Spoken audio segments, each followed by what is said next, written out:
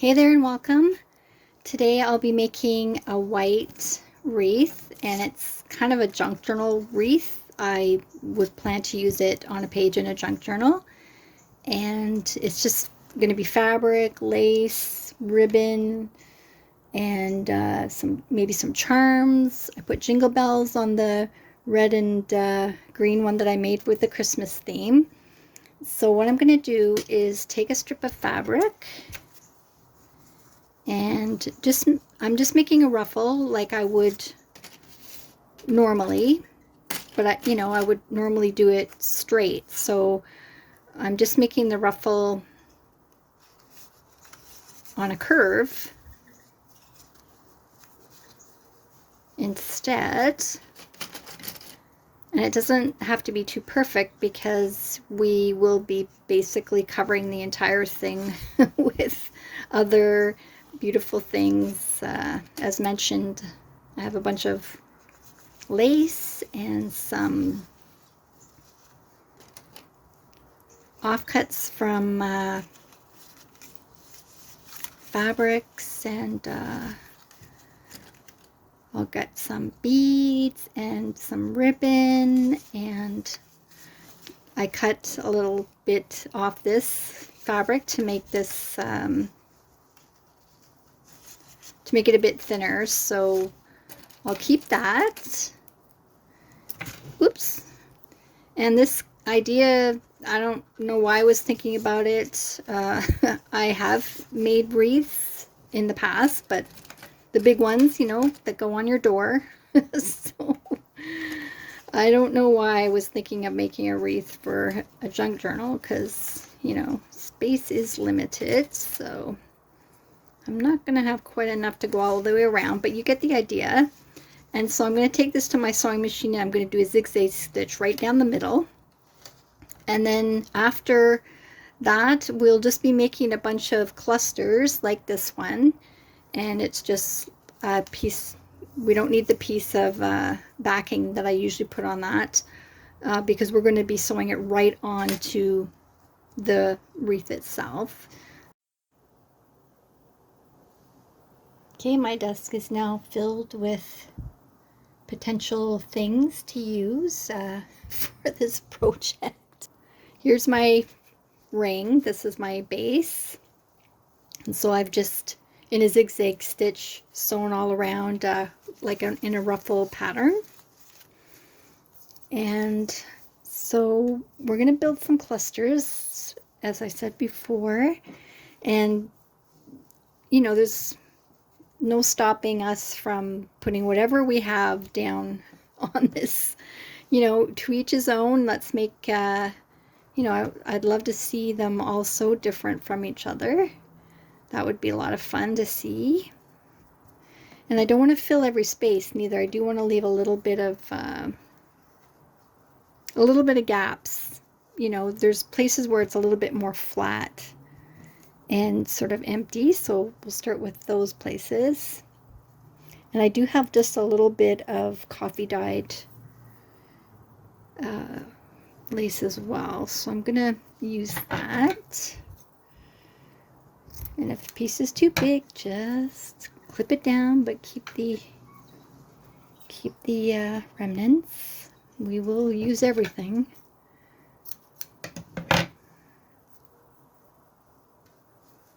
Okay, that's kind of a good little base there. And so let's build some clusters starting with some lace, just cut in a random style. I'm gonna add this lace. What else do I have? I have some ribbon, and I like to loop my ribbon. You do as you like. And this is a nice clear ribbon. I also have this this other kind of ribbon. It sort of looks like I thought this would go nicely as a kind of a contrast. So I'm going to put that under that layer. I kind of want the lace to be the most prominent feature. And I'll just lay that down. It's a bit big for that one. I'm going to use my quilting clips to just lightly clip it into place for now, just to hold it while I'm getting the clusters together. And I want to make a smaller one for this because I don't want to hide that doily too much. So I'll just snip that down a little bit. Okay, and I'm going to use a different ribbon this time. Have this beautiful ivory ribbon. And I'm going to use some of the fabric, little offcuts of fabric that I have.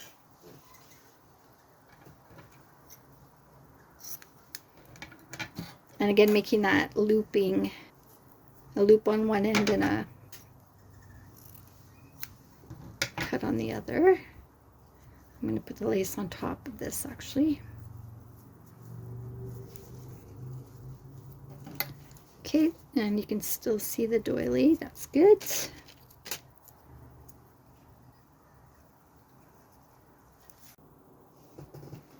So this is what I have so far. And I have I have 6 clusters on there. And I have this huge bin full of threads. And when I make my clusters, I really like to add rounds of threads. I don't know why, it just adds more kind of texture, or I don't know what it is exactly. But I'm just going to go around, and these are offcuts, probably mostly from fabric that I've been sewing with. And I'm just pulling out the more white-ish ones. They don't have to be exactly similar, So I'm just going to go around, add a few rounds, and you can do these in the sort of, on each cluster you can add a small round of thread. I did that on the Christmas themed one. However you feel comfortable. So I'm doing this one a little different because I just wanted to see, how it would look. And so but I am making some little rounds because I will be coming in with my needle and thread and having to tack those down. So I will do 2 rows of stitching, and I will be adding some little beads in the first row. And the point of doing the stitching, of course, is to secure the all the layers down. I could try this on my sewing machine, but my sewing machine is very old like me, and it's pretty fickle sometimes, so I'm not going to attempt it. But so I'm going to grab needle thread, and I'm going to just start making some stitches all around and adding some things like these little bead spacers. Adds a little bit of detail. I've got a couple of those bead spacers. Buttons we can add at this time, or you can add them in the next row. I added them in the second row on the last one I made. And you could add some charms, or just look through your stash, use something that you already have. After doing 1 row of stitching, and what I focused on for this row was going from the outside rim towards the middle. And then for the next row that I stitch, I'm going to focus on doing the inside row towards the middle as well. So hopefully that will get everything covered. And I did add some buttons. There's 5 buttons that I added. And so now I'm going to add some other things, maybe a little bit of bling. Got a few little charms, and these are some pearls from a necklace that I bought at a thrift store. Maybe some of these little shiny beads. And just using needle thread again. And I've been using this thimble to protect my fingers when pushing the thread through. So I start at the back. Now everything's pretty much tacked on, so I don't have to worry about handling it too much. So again, just focusing from the inner ring towards the middle. And then I do make sure I take an actual stitch. So hopefully that will capture all the little threads and such. And I am looking at the back to make sure that I am covering everything with stitches, as you know, as much as possible. If there's gaps, then I can come in the second time and fill those gaps. It's just like painting a wall. You know, you kind of have to fill in as you go. Sometimes 2 or 3 layers or coats of paint.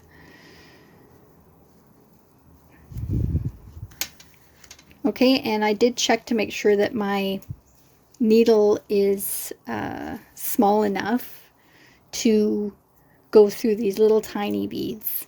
And I will put a couple on at a time. So I have a little flower bead here. I'll put that on as well. Nothing, there's no rules per se. Just do what you feels right. What looks good to you. And then it sort of reminds me of a little Christmas tree with some ornaments on it. Okay, so I've done a couple of rows of stitching, and now I want to sort of find where there's a bit of a space, because I want to make a bow. And I'm cutting a strip about 1.5 inches, and I'm going to just make a bow. Just make 2 loops, as it were. And I want a little bit of a tail.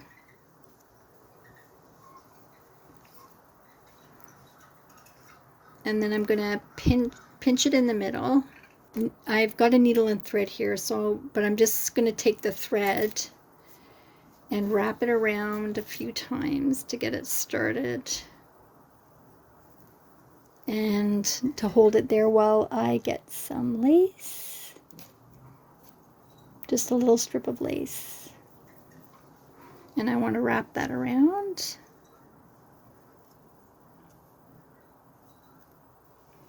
I'm leaving the thread tail so that I can tie off. And that is going to go right about there. And I'm going to dangle a little charm from it, like this. And I'll just tie that off, and there it is. There's the pretty wreath, and it is quite chunky. So I'm not sure it would go in a junk journal or not, but I just wanted to make something pretty and fun, and something that reminds us all of Christmas. And I hope you enjoyed this tutorial. I'll see you next time. Take care. Bye.